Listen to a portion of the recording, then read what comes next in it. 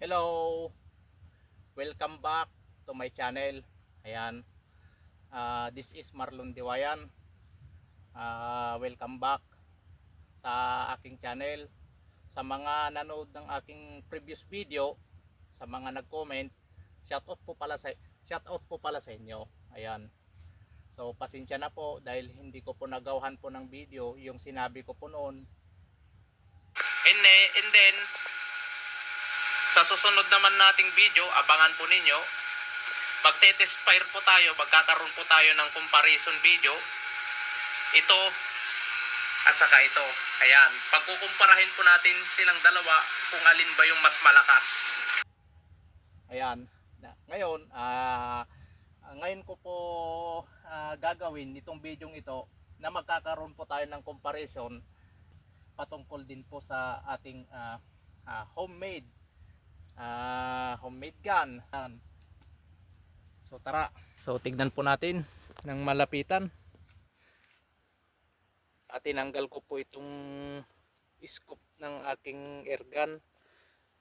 So nilagyan ko po ito ng silencer para sa gayon ay hindi po magiging maingay, para hindi naman makaistorbo sa mga alaga nilang baka. So ayan, tignan nyo po ng mabuti. Parehas po silang homemade. Ayun. Pero ang kaibahan po nilang dalawa, so ito po ay ang power source po nito ay kumbaga compressed air. Samantalang ang power source naman nito ay burning combustion gas. Kumbaga bubuksan itong takip tapos lalagyan ng denatured alcohol sa loob and then isasara. Yung pong kuryente nito, siya po yung magkukos ng ignite upang sa gayon sunugin yung naka-compress po na gas doon po sa loob at siyang magsisilbing force yung combustion po niya para itulak po yung bala po niya.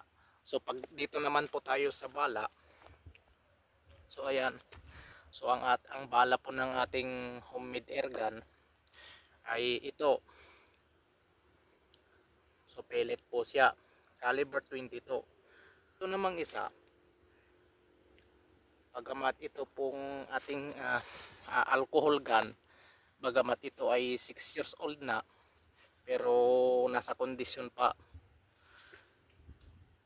Sa mga nagdaang buwan, pininturahan ko para gumanda ulit.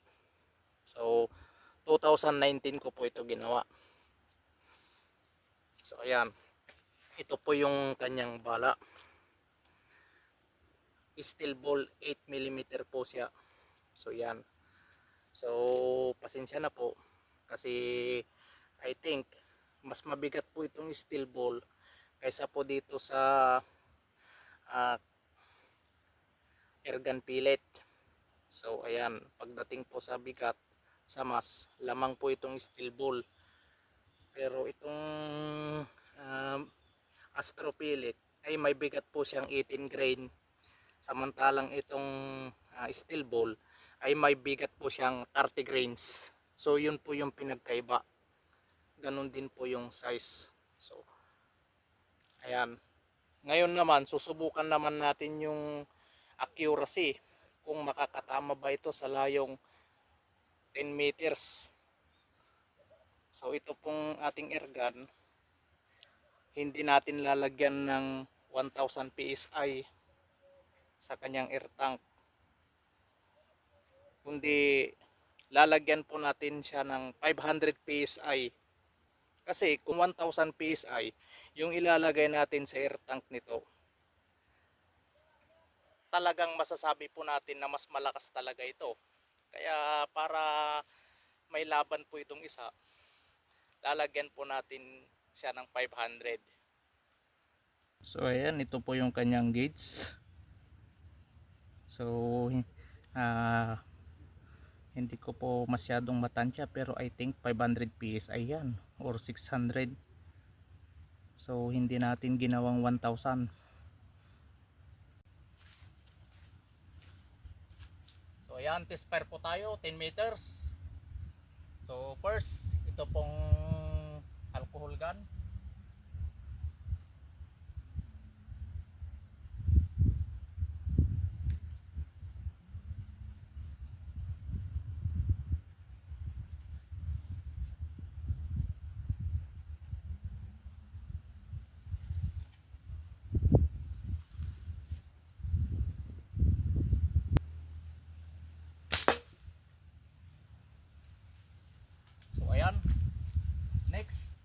ito naman nating airgun.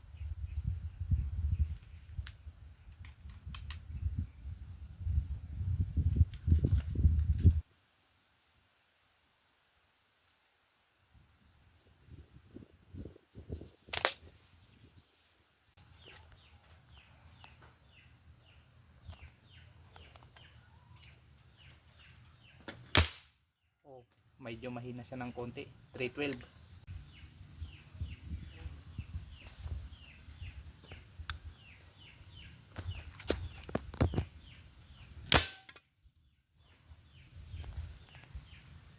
Ayun. Sinubukan natin yung kanyang chrono. Kung ilan ba ang kanyang magiging FPS. Yun. So next po, penetration test po. First, ito pong alcohol gun. I-test po natin. Test po natin.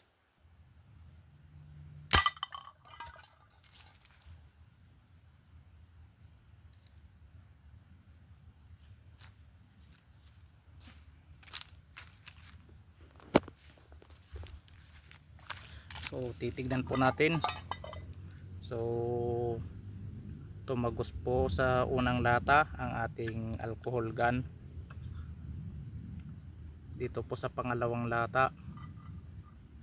So hindi man po siya nagparka ng konti sa likod. Ayun lang. So ang nabutas po niya dalawang lata, pero hindi na tumagos dito sa ikalawang lata. So hindi ko po in-expect na ganito pala siya kalakas. So ulitin pa natin isa pa kung kakayanin pa ba yung dalawa. So pangalawang shot po ito.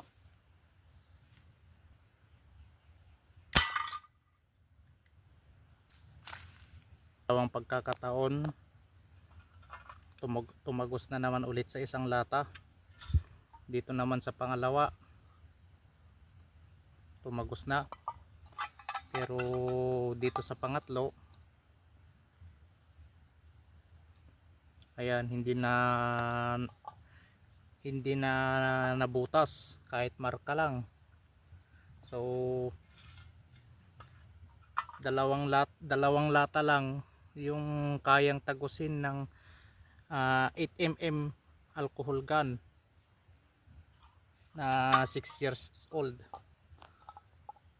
So next video po, titispar po natin ang ating homemade air gun naman, kung ilang lata din ang kanyang kayang tagusin.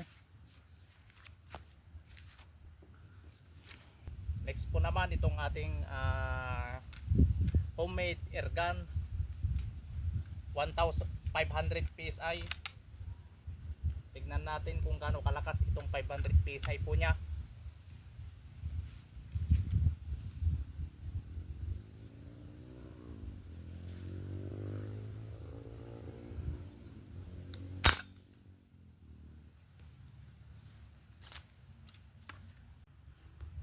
Ito na po yung 500 PSI ng ating homemade air gun.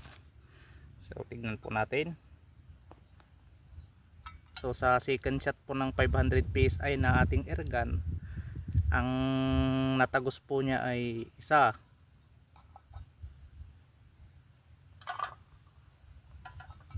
dalawa. So ayan, hindi na po siya tumagos sa ikatlong lata.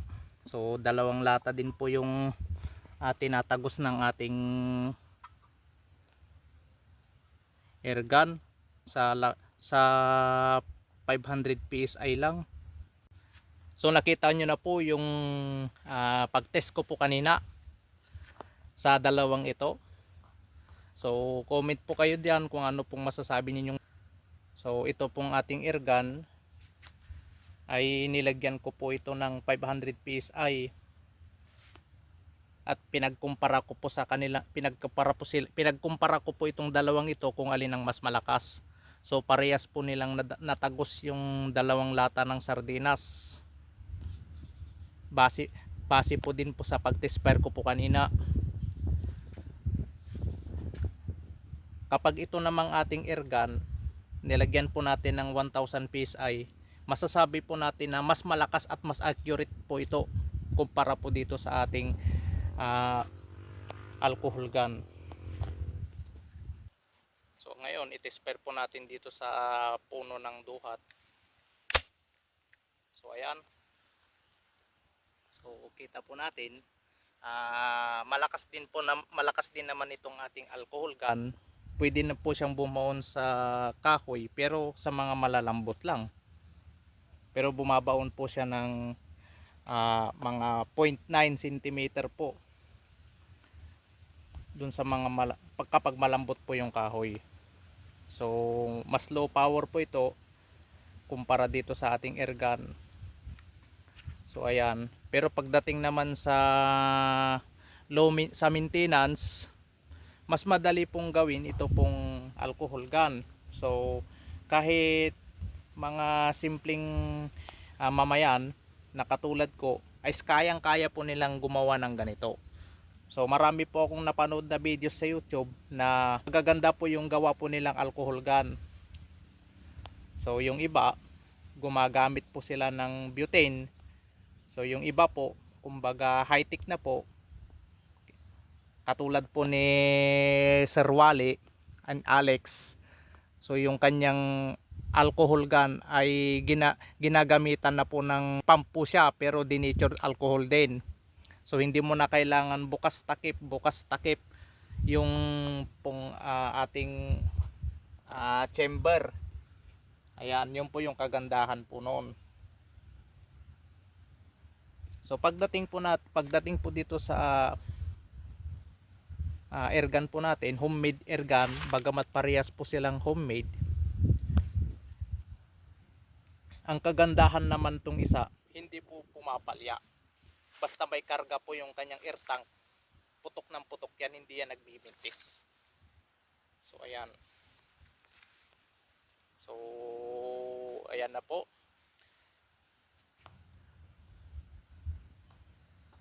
Napanood niya na po yung aking video na ginawa.